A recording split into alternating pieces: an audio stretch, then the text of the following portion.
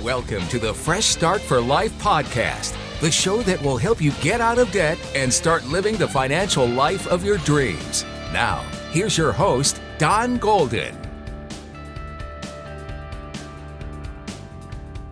Hi, everybody. Welcome to the Fresh Start for Life podcast, episode number 7, Teaching Your Kids About Money, Part 2. In this episode today, we're going to talk about teaching our kids about giving, saving, spending, and I know you're going to find this hard to believe. I found it hard to believe too, but this is in the book, budgeting. But before we get into all that, I want to tell you about my setup for today. Normally, I record these episodes in my office, my law office, not my home office. I'm still working on that. We have work to do on a room that we're turning into a home office, and that's not done yet. So I typically record these episodes from my office, my law office. I did not get that done this week while I was there, and today's Friday. I typically do not go to the office on Fridays. I have things that I do around the house on Fridays. So I need to get this episode recorded because I try to have these out every other Wednesday, and I have a deadline to hopefully get this done and edited and everything so that it will be published next Wednesday. Some people look forward to having these episodes every other Wednesday. So I try to get them out timely. I need to get this episode recorded today. So I'm recording from my house. And I read online that a really good place to record a podcast from, if you're in a bind, is a closet. So that's what I'm doing. I am in my clothes closet in my bedroom. They say the acoustics are really good because of all the clothes. The sound doesn't have anything to bounce off of. The clothes in the closet kind of absorb everything. I am literally sitting in the closet with my computer, my microphone, my headphones, and I'm recording this episode from my closet. Don't know if you can tell a difference or not in the sound quality. I'm looking forward to hearing this in a little bit when I'm done. But yeah, thought I'd share that with you because it's kind of strange. Before we get into the other topics for this week, the new topics, I want to just go over the last episode. We talked about work. And I told you that I was going to have a family meeting with my wife and my 3 children. And we were going to talk about how they were going to have to start earning money around the house by doing jobs around the house. We had that meeting. I did tell you it was going to be on Mother's Day. Unfortunately, we had too much going on Mother's Day, and it did not happen.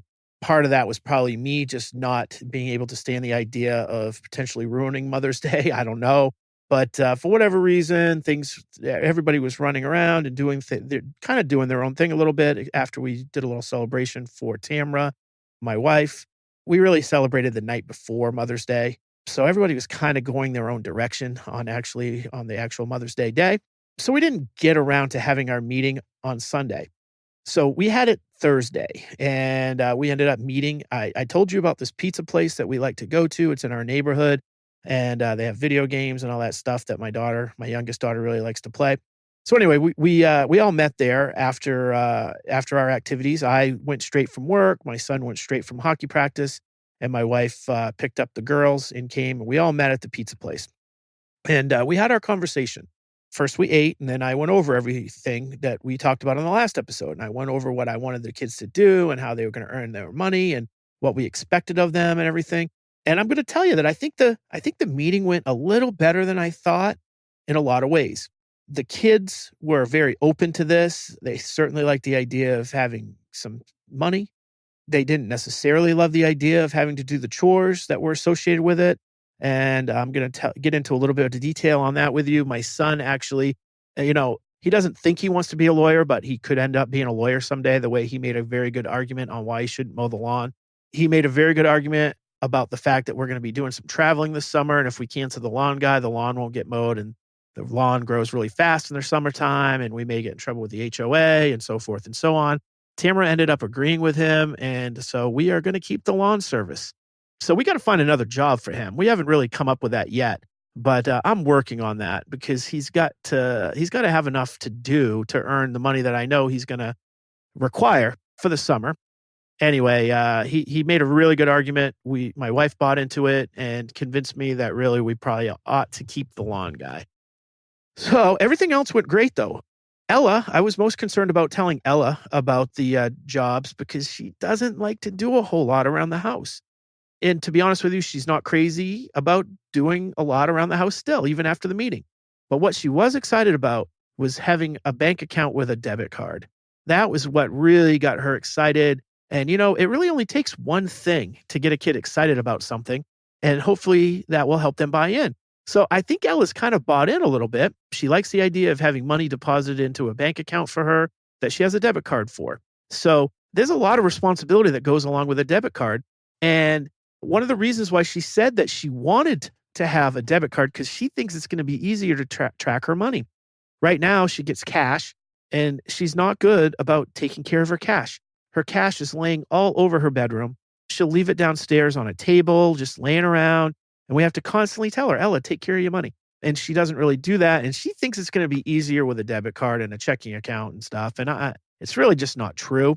So although I am going to set her up with a bank account and have her debit card and everything, we're definitely going to go into a lot of lessons about how to keep track of the money in the checking account. We're going to be keeping that checking account balanced every single month. And I'm going to teach her how to use the app so that she can check her balance regularly to make sure she's not overdrafting and things like that. But I'm also, at least for her, and I don't know, probably for my son too, Dave and Rachel Cruze in their book, remember we're talking about their book, Smart Money, Smart Kids. They do recommend that even for teenagers, that they use a modified envelope system. And I think that that's what I'm going to teach Ella. I think she needs an envelope system for her cash because even if she's going to keep the bulk of her money in her checking account and use a debit card, she still needs to know how to take care of cash. And right now, she's not really doing a very good job of that. So we are going to use the envelope system for the older kids too. And I am going to teach them about where to put their money in the envelopes and stuff like that so they can keep track of it. And also, it's a good visualization about how much money you actually have and how much you have available to spend. The other thing that Dave talked about in the book a little bit later on is with the debit cards, psychologically speaking, you tend to spend a little bit more money sometimes when you're using plastic instead of cash.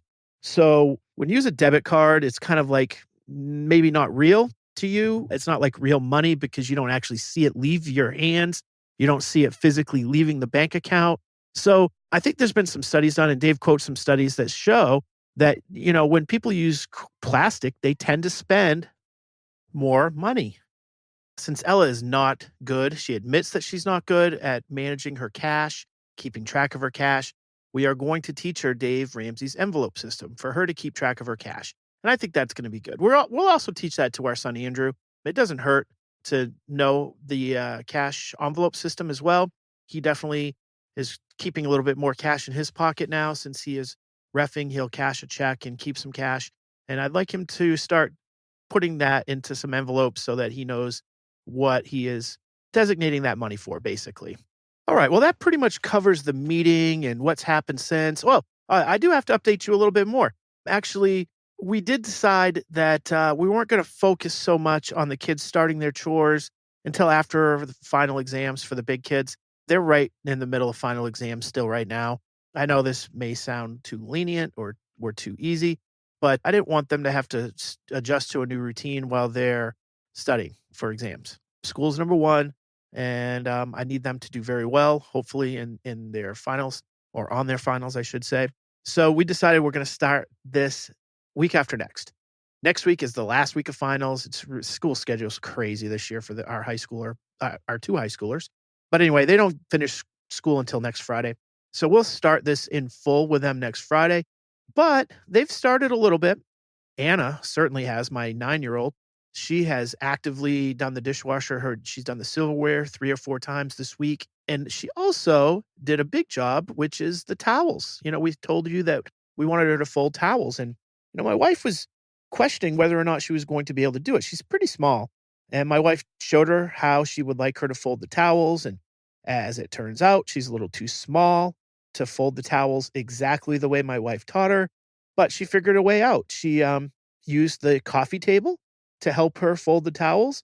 The towels that she folded look exactly like Tamara wanted them. So although she can't do it physically the way Tamara wanted it done, she found a way to get it done using the help of the coffee table. So cute. I took some pictures. I'm going to try to post them on the website at freshstartforlife.com/podcast. I'm going to try to get those posted because I'd love for you to see Anna folding towels. We did one of her actually folding the towel and how she was using the coffee table. And then I showed a picture of her with a stack of towels. She was so proud. And that's one of the things that we're teaching the kids.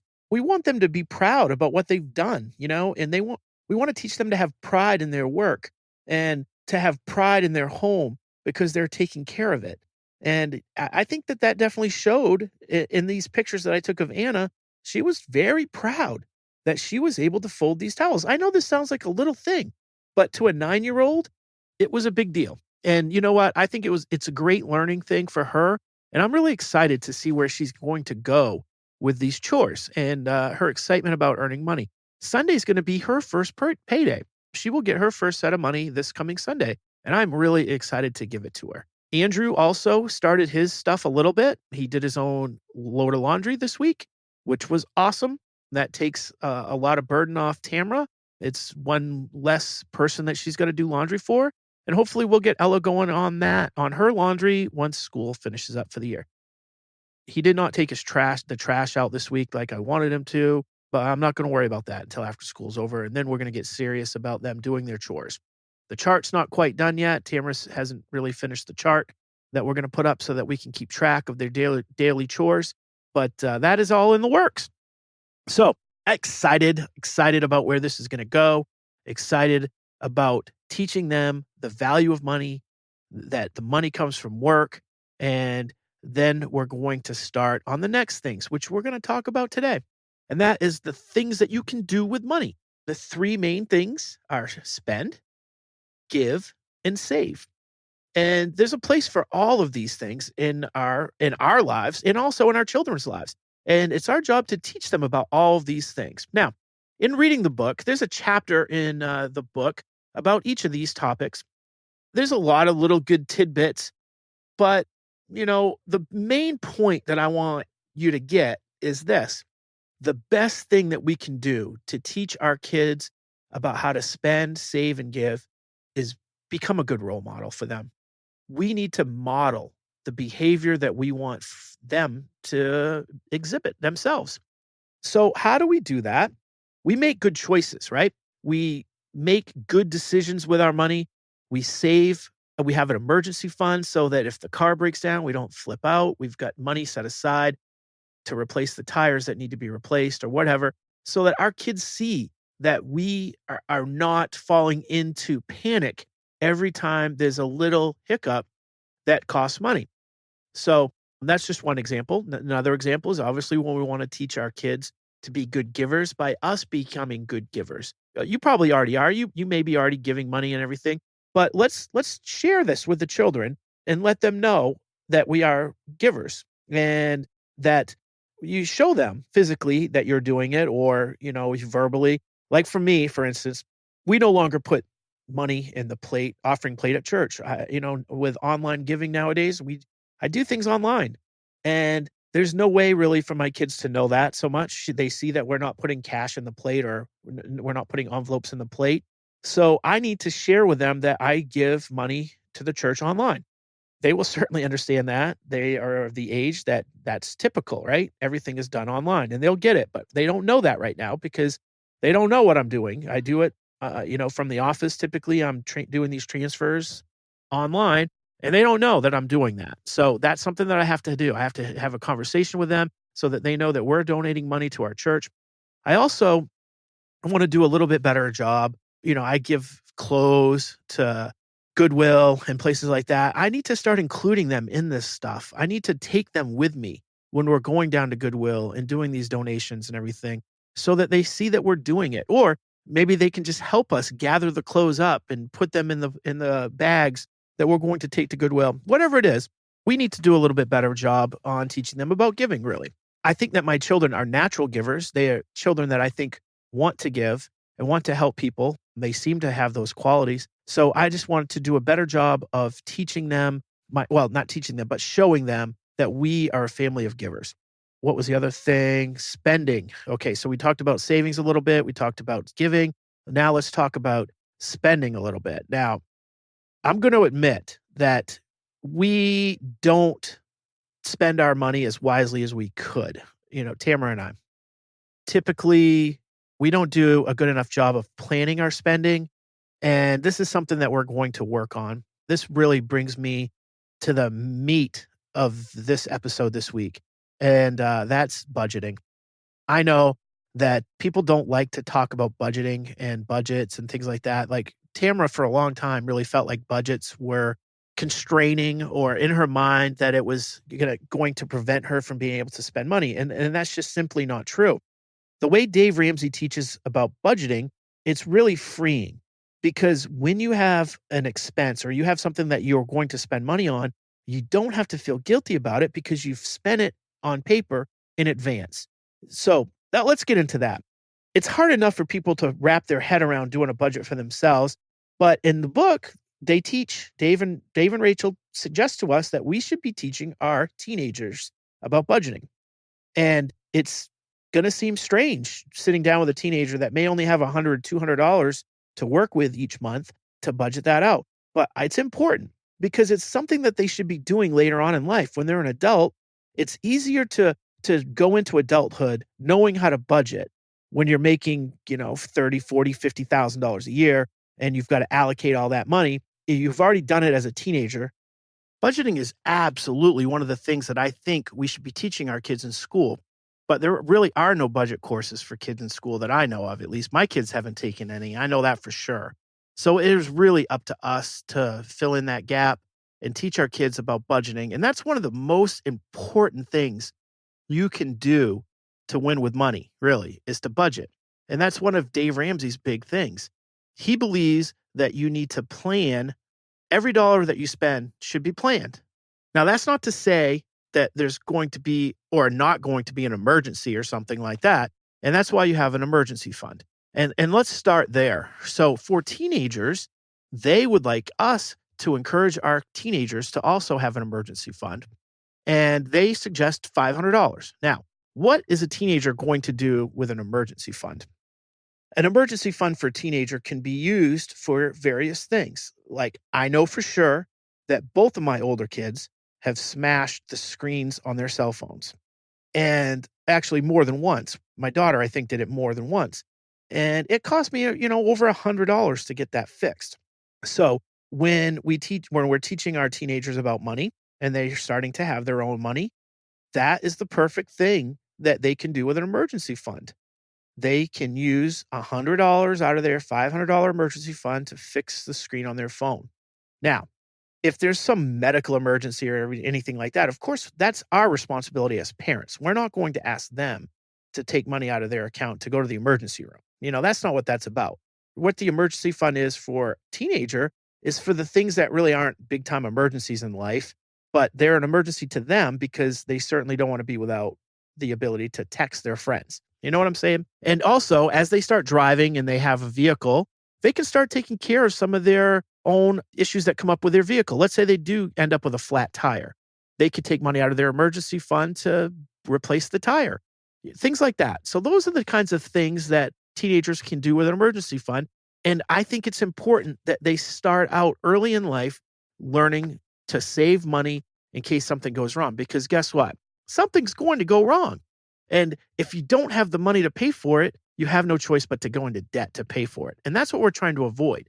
We're trying to avoid children not going into debt as children, but children growing up, not knowing how to manage money, not knowing that they need an emergency fund so that when they do get on their own, they have jobs, they have something come up, they have money in order to cover that emergency so they don't have to use a credit card. That's the important thing, because that's the normal thing. That's what most people think is that they need a credit card for an emergency. And we want to teach them early on, no, we want an emergency fund to take care of an emergency, not a credit card. So anyway, that's off topic slightly because I want to talk about budgeting, but that I do want saving to be one of the number one things on the budget. So how do you do a budget with a teenager?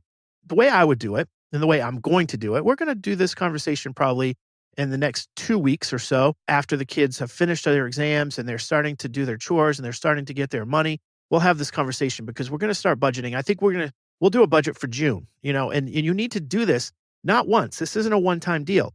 This is an every month thing where you should sit down with your children and teach them about, or actually not teach them, but you sit down with them and you do a budget with them. You help them with the budget. We're their coach. We're here to coach them. We're here to advise them and hopefully help teach them to make good decisions. So we're not going to just send them out and say, do a budget. No, we're going to sit down with them and we're going to go through this and we're going to help them with it.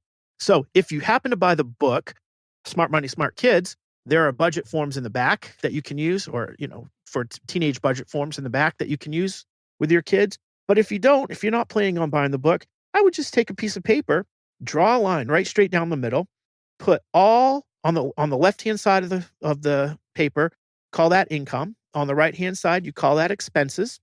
And on the left-hand side, you'll write down all the sources of income that your child's going to have for the month. So it may be from their commissions, it may be from their jobs.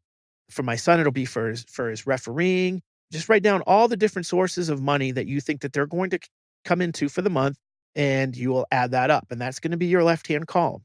And then in the right-hand column, that's where you're going to start listing their expenses. So what are the expenses of a child or a teenager? We already said that we want to teach them about saving. And so that should be one of the first things on the budget is how much are they going to allocate out of that monthly income to saving? And part of that money, if they don't have $500 set up for their emergency fund, part of that savings money should definitely go into the emergency fund until they hit the $500 level. The other thing we want is them to be giving. So we should determine on paper how much they intend to give. It doesn't have to be to church. It can be to anything that they want to give, but they should start giving something each month to something that they believe in, something that they want to support. And that definitely should be part of the budget. Now, then where we will start getting into their expenses. What kind of expenses, like I said before, what kind of expenses does a teenager have? Oh, by the way, too, I failed to mention this. In the income side, I think at the teenage level, at least for my 17-year-old, for sure, I'm going to do this. I am going to give him a certain amount of money over and above what he gets for chores on things that I think I would be spending on him anyway for his daily need type things. Not daily, but, like his haircuts and things like that. I'm going to make him start taking care and planning for this stuff himself. So I'm going to designate a certain amount of money that I'm going to give him each month that will cover things that I would have paid for anyway because he's my child. But I'm going to teach him to manage this money himself and to plan how he's going to spend it himself, and teach him that and my daughter too, but she just doesn't have as many, she doesn't drive yet. So she's not gone, she's usually with us when she's going somewhere. So it's a little easier for us to just pay for it for her. But for my son, who is driving all the time, he's hardly ever home anymore. I want him to have access to money that he's going to need for things that I would be paying for, but I want him to learn how to handle that money himself. So I forgot to mention that. We'll put that in the income column for him and for my younger daughter, my 15-year-old, when she gets old enough to really need that stuff too. But anyway, back to the expenses. So one of the things that teenagers like to spend money on is food. They like to go out to eat with their friends every now and then. I know my son is constantly buying, a water bottle or a Diet Coke out of the soda machine. These soda machines nowadays take debit cards, so it's real easy to swipe a debit card in a soda machine and get a soda out of it. While I'm providing all the money, it's really easy for them, or him really, it's mainly my son, to do that on a regular basis. But when it's his own money and he's got to track it and he's responsible for his own spending, I think he may, and right now he doesn't have a budget. So he just spends money until his debit card doesn't have any money in it. And he calls me and says he needs more money. Well, those days are gone. Starting in June, we're going to go to this new system where he's going to be responsible for keeping track and only spending what he's going to budget for. So we definitely, they should spend money on some of these things, but they have to plan for it. So we will sit down. We're going to talk about how much money he thinks he needs for things like eating out. Another thing is hair care and cosmetics for girls. So for my son, he gets a haircut every 6 weeks or so. That's something that I feel like we should pay for anyway, but that'll come out of the monthly amount that I give him that he will be managing. So he's going to have to say, in this month, do I need a haircut? If so, that's going to go in the budget. So another thing is gifts. If he knows that he wants to give his girlfriend a gift, he's got a plan for this, he's got a budget for it.